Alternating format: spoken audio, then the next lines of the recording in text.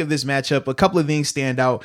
Number one, you got to stop the run. The Browns, their offense is predicated on running the ball. They run the ball to get to play action. Now, they do a great job of both in terms of running the ball. I think they're leading the league. They have over 900 rushing yards on the season. They're either up there. I don't know what you're looking at, but they on the NFL.com, they have those little bar graphs, whatever. Depending on which category. Are you looking for a total yard? They got them at first. Rushing per attempt. They got them at first. But they're top notch in that department. And then when it comes to play action pass, I want to say they have the most play action pass. No, they're second behind. No, they're third behind Buffalo and Tennessee in terms of play action pass yardage. So they excel in running the ball, which they do a great job of. The three-headed monster, well, now it's two-headed because Chubb is injured, but they do a great job running the ball. And then the play action pass. Outside of that, it's the trickeration in terms of the double pass that we've been seeing, the reverse pass that we've seen between Odell and Jarvis. They have, it reminds me, what was the guy? It's not Arians. It might have been Wizenhunt, I want to say, where you knew it was going to be some type of with Randall wrinkle. Right. You knew it was going to be some type of wrinkle. That's what we're seeing with Stefanski right now in that Browns offense. Throughout these first couple of games, they've hit on one of those plays each time. And to me, that's a difference in terms of what stands out to them in terms of their offense, because from a pure passing standpoint, Baker has been very inconsistent. I know his numbers, when you look at them, he isn't turning the ball over as much, and he hasn't had the gaudy numbers, but they haven't been terrible. But when you watch him on tape, he still isn't seeing the field well. In the pocket, he's still hitting guys in the face with the ball, not the good guys. You know what I mean? Like you're seeing that from him, and I just feel like it just looks as if he's playing too fast for himself right now. But he's still contained enough because the running game has been so good, and they've been able to get some guys over like he was last year. Right, the running game has really taken a lot of pressure off of him as a passer. But when we talk about our defense against them, our defense as it pertains to the run game, we should be good. They're one of the best in the league. Yeah. And not having to blitz here, that's the thing that's special. When you can stuff the run without having to run blitz, that's going to be key, because that's going to ultimately force them to become one-dimensional or have to get out of these bigger personnel. They play a lot of 12 personnel. They use 21. They legit use their fullback a lot. Like, he even gets touches. It's crazy on third downs, and he's pretty efficient in terms of moving the chains. They definitely have an old school offense. It's like nuts, a 2002 offense. Yes, and they're giving fullback counters, fullback dives. I seen them hit you with some speed option, a little bit of zone read. Like, they're doing some funky stuff in terms of their offense, but it's all predicated because of the run game. So if you're the Steelers on defense and you know Vince Williams, Devin Bush, we know. Especially Vince, you are a tackle for loss machine this season. Tyson Alualu, Cam Hayward, Stephon Tuitt, they've been dominant on the interior in terms of run support. And let's be real about it.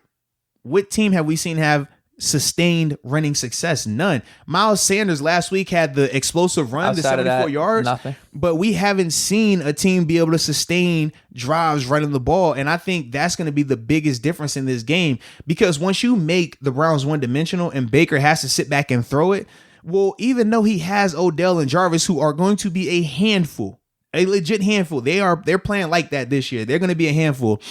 I don't think Baker can play mistake-free that long. As long as he's not turning the ball over, they're fine, but he's not going to be able to sit back and throw the ball to make them win. If we make them one-dimensional like that, he can't throw it consistently and accurately enough, and his decision-making isn't good enough to keep them out of bad situations. And that's why, for me, I like the Steelers' defense a lot more in this particular matchup.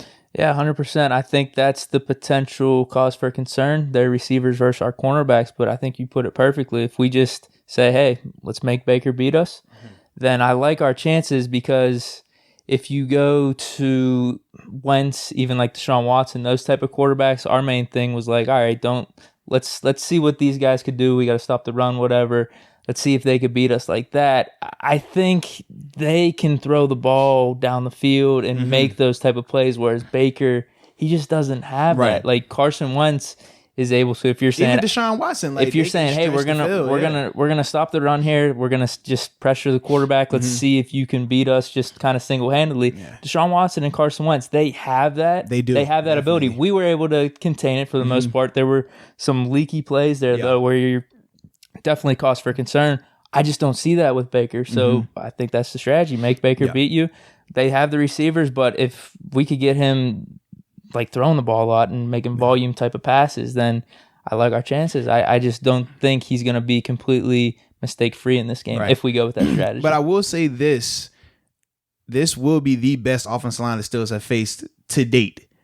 This O-line here, man, the Browns have done a great job between free agency and the draft. Their O-line is legit. It's good. Now, of course, they still will give up pressure. Nobody is perfect. Even the Cowboys, when people were hyping up their O-line, they still gave up sacks and pressure. It happens. So don't take that and think, oh, well, I saw Jedrick Wills give up a sack last week. Oh, they're not good. Trust me, as a group, they are really good. This is not that Browns O-line from last year. It's not the Browns O-line from the past 2 or 3 years.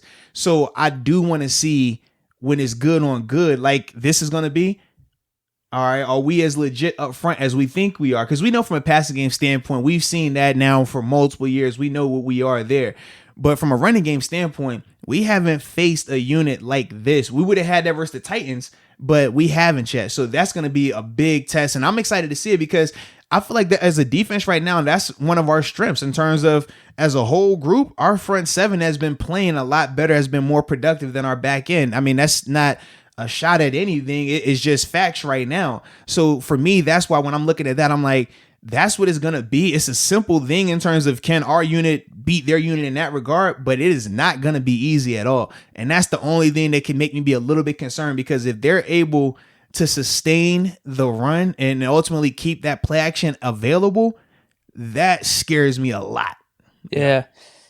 Now, this doesn't have anything to do with X's and O's, but maybe with the talk of, man, you know, I'm questioning our secondary, questioning our quarterbacks, just maybe even in general with this game and Steelers versus Browns and the hype coming towards it, I feel like we're going to step up. I just have that feeling like cornerbacks are going to ball out. You got the Beckham Landry thing, and oh man, these receivers kind of could it be a miss? Huh? You don't think Odell type to step up? I think they will, but it goes back to Baker. It goes back to Baker. I was like, Lord, bro, I hope you don't think that, baby. It goes back to Baker though, but I think we're going to be up for the occasion here. I just think we will. For me, man, I think the biggest difference is going to be when you talk about our offense against their defense. That's going to be the deciding factor. Baker has had turnovers throughout the season. Obviously, this Colts game, man, he turned the ball over a little bit there. I just think that what we're going to be able to do from an offensive standpoint is going to be more than what the Browns offense is going to be able to do against our defense. I do think the Browns are going to be able to have success, though, on our defense, man. You think? I do. Really? Man. What is it then? Is it you think they're gonna get some of the running game, or you think Baker's gonna be able to pass? No, Baker's gonna be able to make some throws. You think? Okay. And you talk about combat catching. We talked about Flugum, however you want to say his name, and Ward making combat catches last week, right? Some of the good throwing catches. Odell and Jarvis this season have been making all type of crazy combat catches. I mean, you look at that last game against the Colts, they were making all type of just one hand. This guy's on them, like that's there. So even if you're in the right place, they're still going to take chances, and it's still going to be tough to finish on these players. But I'm still concerned because we still haven't seen our secondary have a clean game in terms of no mental errors, no bust. A bust against Odell is an 80-yard touchdown. We don't need that. That's what makes me a little bit concerned. That's why I say I do think they will be able to have success, because we haven't seen our defense as a whole be mistake-free. And that's not going to just happen overnight. Will it decrease? Yes. But in terms of just, you go from having 5+ mental errors a week ago to now you're going to have 0.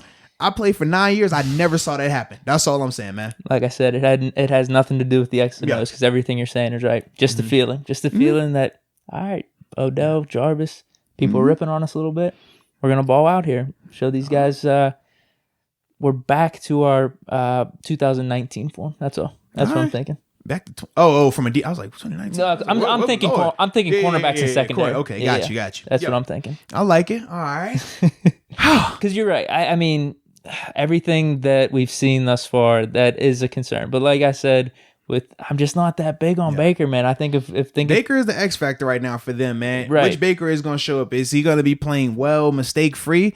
Because playing well, mistake-free Baker with the weapons they have. I think he's going to throw over 40 times. That's what I'm thinking. They don't want that. Well, if we smash the run like that, then yes. But I I don't know. It's gonna be different, man. So you think? So part of me thinks that you're kind of saying they might be able to get something on the run a little bit, like complementary football. They will. I think they will. They've done that. Trust me, man. When I tell you this O-line is good and they got guys who are running the ball, man. Listen, when you lose Nick Chubb, which is a big loss normally, we knew Kareem Hunt could still come in and ball out, but Dearness Johnson, no one even heard of this guy until this year. And literally he came in the second quarter of the Cowboys game and was on fire. And he's still producing like that, man. Like when you're seeing them being able to just put anybody back there sometimes and still have success, that lets you know that they're controlling the line of scrimmage. They are winning up front. And now on the flip side, the Steelers defense has been winning up front. So it's going to be good on good in that regard.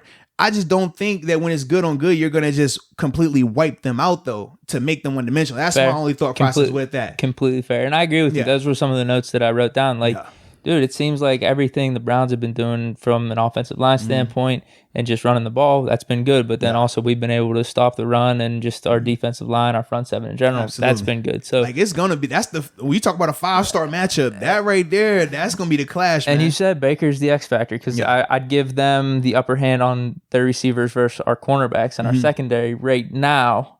But is Baker that type of quarterback that's going to be able to take advantage of it? I'm betting against it. That's kind of my thought process. I'm with you. But you still think he's gonna? It'll be good enough. Well, because this is the thing, man. To make it a game, right? Because we saw Jeff Driscoll, for example, right, come in, have some success.